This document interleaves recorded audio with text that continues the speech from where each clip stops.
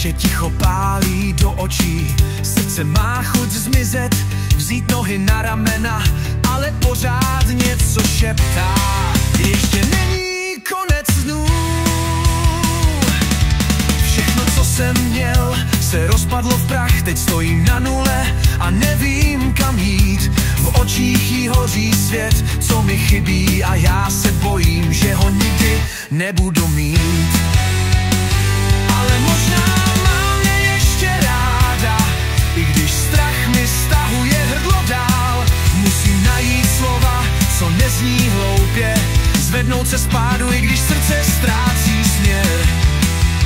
Jak začít znovu, když všechno bolí, jak se ptát, když jazyk váhá v hrudí.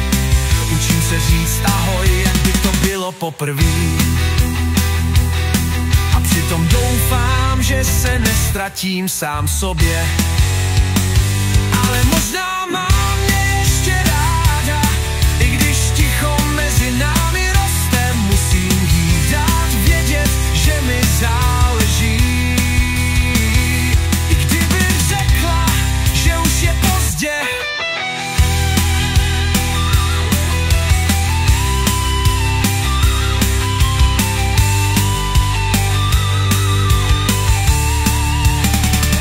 A co když řekne ne? Co když zůstanu sám? I to je cesta, kterou musím znát.